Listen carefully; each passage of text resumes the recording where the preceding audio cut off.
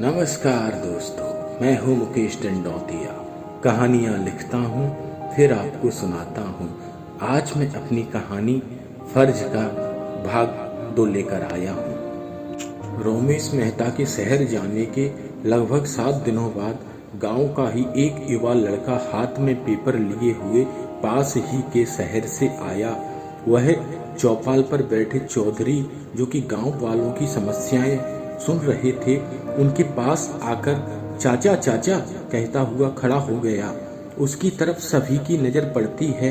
वह घबराया हड़बड़ाया सा था। उसके माथे से पसीना छूट रहा था। उसकी सांसें तेज चल रही थीं। आंखों में लाचारी और बेबसी को साफ देखा जा सकता था। चौधरी साहब ने उसे इस तरह हताश निराश देखकर पूछा, क्या हुआ शिवा? तू इतना घबराया हुआ क्यों है और ऐसे दौड़ता हुआ कहाँ से आ रहा है? चौधरी चाचा, अब हम क्या करेंगे? हम सब बर्बाद हो गए। क्या बक रहा है? कहीं तू पागल तो नहीं हो गया? शिवा अपने हाथ में थामे हुए पेपर को चौधरी साहब को पकड़ाता है और चौधरी पेपर को हाथ में लेकर पढ़ते हैं तो उनकी आंखें फटी की फटी रह जाती हैं। उनकी जुबान लड़खड़ा जाती है। चेहरे की चमक झुर्रियों में बदल जाती है। माथे पे पसीना, आंखों में पानी, होठ सिल जाते हैं। तभी अचानक उनके सीने में दर्द उठता है और वो वहीं गिर पड़ते हैं। सभी गांववासी उन्हें लेकर शहर भागते हैं। उन्हें शहर के अस्पताल में भर्ती कराते हैं। डॉक्टर गांव वालों को बताता है कि उन्हें हार्ट अटैक आया है और उनकी हालत भी सीरियस है। इधर चौधरी साहब को आईसीयू में भर्ती किया गया है। गांव वाले भी सब जान गए कि चौधरी प्रताप सिंह का दोस्त रोमेश मेहता अपने आप को दिवालिया घोषित कर भारत छोड़कर भाग गया है। और यही खबर जब चौधरी साहब ने पेपर में पढ़ी तो उनको दिल का गहरा आघात पहुंचा।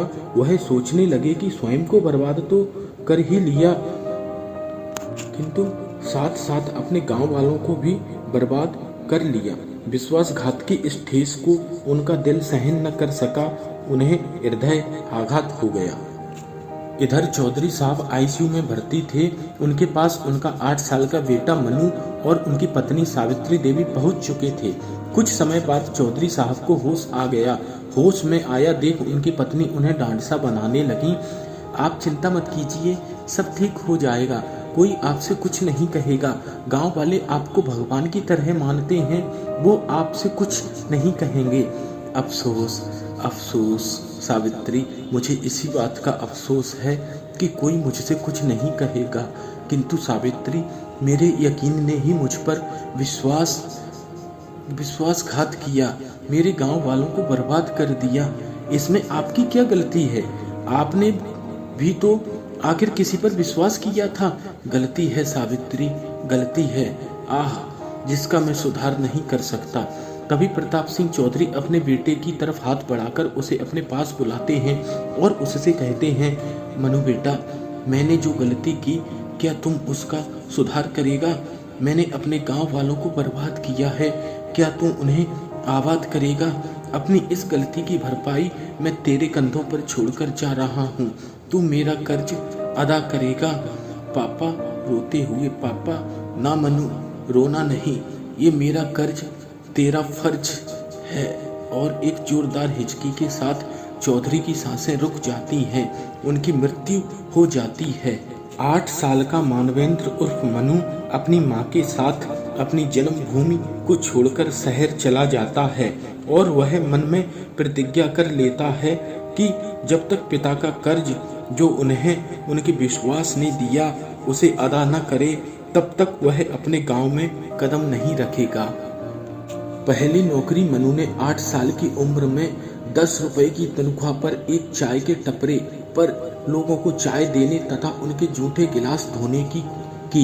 उसके लिए कोई भी बात मायने नहीं रखती थी। अगर कोई बात थी तो उसके जहन में यह समाई हुई थी, जो सिर्फ पिता के वो शब्द जो उन्होंने अंतिम सांसों में कहे थे। उसे अपने गांव को वापस हासिल करना था, गांव वालों को ऋण मुक्त कराना था। एक बार मनु चाय देकर रोड क्रॉस कर रहा था तो तेज गति से आ रही एक कार उसके पास से निकली। मनु के हाथ में चाय के कप उस कार की चपेट में आ गए और वह फूट गए। यह देख मनु इतना तेज चीखा कि कार वाले ने कार रुकवाकर उसके पास एक दंपत्ति उतरकर आए और उनमें से एक सज्जन पुरुष ने पूछा, क्या हुआ बेटा, कहीं चोट तो नहीं आई? साहब पेट पर लात मारते हो और कहते हो कि चोट तो नहीं लगी। ये जो मग्गे आपकी कार से टूटे हैं, अफसोस मालिक इनके पैसे मेरी तनख्वाह से काटेगा। माफी चाहते हैं बेटे, ये हमने जानबूझकर नहीं किया। जानबूझकर कौन यहाँ कुछ करता है साहब, सब जाने अनजाने में ही हो जाता है। अरे क्या जी, क्या इस लड़के से बहस कर रहे हो? जितने के इसके मग्गे फूटे हैं उतने से ज्यादा इसे पैसे दे दो। खैर छोड़ो, मैं ही दे देती हूँ। वह मैडम पर्स में से 100 रुपए मानवेंद्र की तरफ बढ़ाती हैं। ये लो 100 रुपए, अब खुश? चलो जी। सुनो मैडम जी, मानवेंद्र सिंह चौधरी है नाम मेरा। ईमान और धर्म और विश्वास है ताकत मेरी। ना मैं खैरात लेता हूँ ना हक छोड़ता हूँ। ये पकड़ो आप अपने 100 रुपए। 6 रुपए के कफ हैं मेरे, सो 6 रुपए मुझे चाहिए, समझी आप? ये तो अजीब लड़का है, अब 6 रुपए इसके लिए कहाँ से लाएं? मेरे पास तो खुले हैं नहीं।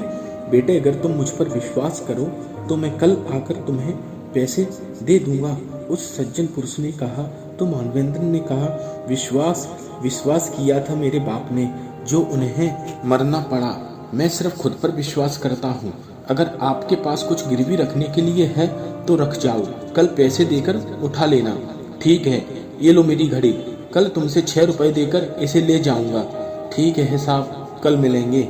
अगले दिन वही सज्जन व्यक्ति आकर चाय के ठेले के सामने पड़ी टेबल पर बैठ जाते हैं और एक चाय ऑर्डर करते हैं। मनु चाय लेकर आता है और उनके पास बैठ जाता है। वह दोनों आपस में बातें करते रहते हैं। धीरे धीरे वह सज्जन व्यक्ति मनु के बारे में सब कुछ जान जाते हैं। फिर उससे आखिर में कहते हैं, तुम्हें पता है बेटे, तुमको पहली नजर में ही देखकर लग रहा था कि तुम वो लड़के नहीं जो दिख रहे हो, और यही मैं जानना चाहता था। इसलिए मैंने तुम्हें कल पैसे न देकर आज तुमसे मिलने की, पैसे देने की इच्छा जाहिर की। अब जान गए ना, तो रुपए निकालो और मेरी और आपकी जयराम जी की। रुपए तो मैं दे ही दूंगा, किंतु एक बात बताओ बच्चे, क्या इस चाय की दुकान पर नौकरी कर क्या अपने गांव को हासिल कर पाओगे? पता नहीं साहब जी कैसे, लेकिन हासिल करूंगा जरूर, चाहे मुझे कुछ भी करना पड़े। बेटे मेरे साथ काम करोगे? क्या साहब जी, मैं बच्चा भला आपके साथ क्या काम करूंगा? तुम बच्चे जरूर हो, किंतु तुम्हारे इरादे हौसले हिमालय की चट्टान हैं जो कभी नहीं डगमगा सकते। साफ साफ बताओ साहब जी, अगर इस तनख्वाह से ज्यादा कोई काम है तो बताओ। है, ये लो मेरा कार्ड, इस कार्ड को किसी भी टैक्सी वाले को दे देना, वो तुम्हें मेरे घर तक पहुंचा देगा। और हाँ, अपनी माँ को भी साथ ले आना, क्योंकि तुम दोनों के रहने की व्यवस्था भी हम कर देंगे। अब मैं चलता हूँ, कल इस पते पर पहुँच जाना। अगले दिन मनु अपनी माँ को लेकर उन सज्जन सेठ राय बहादुर के यहाँ पहुँच जाता है। राय बहादुर उन दोनों को अपने पास के बंगले में ही फ्लैट दे देते हैं और मनु को हर रोज अपने साथ फैक्ट्री ले जाया करते हैं। मनु फैक्ट्री में घूमता रहता है, वह सभी कर्मचारियों पर नजर रखता है। उसका काम सभी लोगों पर नजर रखने का था। काम के प्रति मनु की लगन को देखकर राय बहादुर उस बच्चे को फैक्ट्री का सुपरवाइजर बना देते हैं। फिर तो समझो मनु की गाड़ी पटरी पर चढ़ने देर न लगी। फिर उसने कभी पीछे पलटकर नहीं देखा।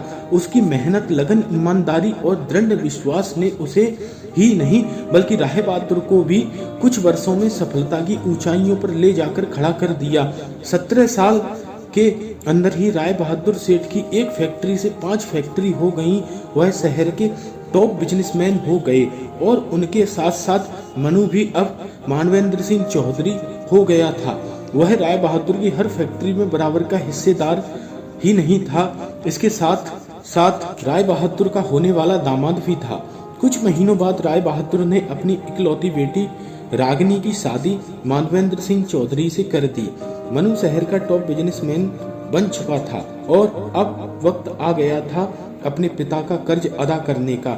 मनु अपने गांव खत भेजकर हर महीने 2 लोगों को बुलाता था और उन्हें उस समय जो गांव वालों ने उसके पिता के कहने पर कर्ज लेकर पिता के दोस्त को दिए थे, उन पैसों को सूद समेत वापस करता है।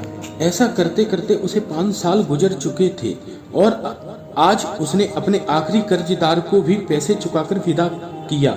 आज वह उस ऋण से मुक्त हो चुका था जो कभी पिता को विश्वासघात में प्राप्त हुआ था। आज शायद उसके पिता की आत्मा को शांति मिली होगी। अब वह अपने गांव भी जा सकता था। तभी सोच की गहराइयों में गोते लगाते देख अपने बेटे को सावित्री देवी उसके कंधे पर हाथ रखते हुए उससे कहती हैं, मनु बेटा मनु, अरे कहाँ खो गया? हड़बड़ाकर हाँ माँ, कहाँ खो गया था? इतनी गहरी सोच में डूबकर क्या सोच रहा था? कुछ नहीं माँ, बस रास्ते का लंबा सफर तय करने के कारण थोड़ी आंख लग गई। खैर छोड़ो। वैसे माँ, इन 22 सालों में यहाँ बहुत कुछ बदला बदला सा लग रहा है। हाँ शिवा, हमारे घर के हम जैसा छोड़ गए थे बिल्कुल वैसा ही है। माँ एक बात बताओ, आज पापा जहाँ होंगे खुश तो होंगे ना? हाँ, आज वो बहुत खुश होंगे। आखिर उनके मनु ने उनका कर्ज जो चुका दिया। माँ ये तो मेरा फर्ज था, मैंने जो तो सिर्फ एक बेटे होने का फर्ज अदा किया है। पिता का कर्ज अपना फर्ज बनाकर अदा तो किया, किंतु अभी एक फर्ज और बाकी है। वो क्या बेटा? रोमेश मेहता। नमस्कार दोस्तों, ये थी मेरी कहानी फर्ज। बहुत जल्द एक नई कहानी के साथ आपसे मिलूंगा। तब तक मेरा चैनल लाइक करें, सब्सक्राइब करें। धन्यवाद।